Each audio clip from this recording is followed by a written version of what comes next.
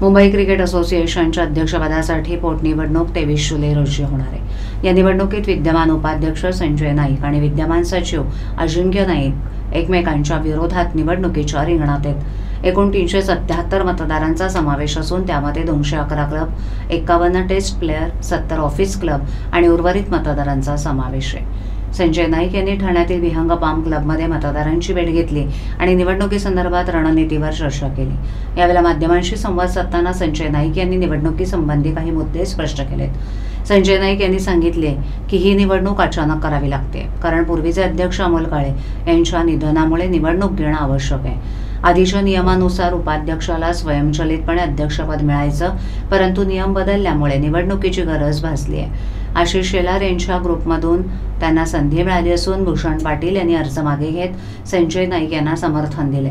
खेळाडूंच्या मानधनाबाबत बोलताना संजय नाईक यांनी बीसीसीआयच्या बैठकीत रणजी ट्रॉफी खेळाडूंना बीसीसीआय प्रमाणे मानधन मिळावं हा मुद्दा मांडला होता आणि त्यासाठी सर्व राज्य प्रयत्नशील आहेत। या संदर्भात समिती स्थापन करण्यात आली आहे। पडघा स्टेडियमविषयी बोलताना संजय नाईक यांनी सांगितलं की त्यांनी बऱ्याच ठिकाणी अर्ज केलेत आणि 2 ते 3 जागा मिळण्याचं पत्र सरकारकडून आलंय। फॉर्मॅलिटी पूर्ण झाल्यानंतर त्याचा ताबा मिळतो आणि स्टेडियमच्या निर्मितीची प्रक्रिया सुरू होते। नवी मुंबई लीगबाबत त्यांनी सांगितलं की मुंबई लीग आणि नवी मुंबई लीग हे सारखेच आहेत, फक्त नावं बदलली आहेत, ज्यामध्ये खेळाडूंची प्रॅक्टिस व्यवस्थित होते आणि मुंबईच्या काही आयकॉन प्लेयरना त्यासाठी परमिशन देण्यात आली आहे। 23 जुलै रोजी संध्याकाळी 3 ते 6 दरम्यान मतदान होईल आणि लगेच मतमोजणी करून निकाल जाहीर करण्यात येईल।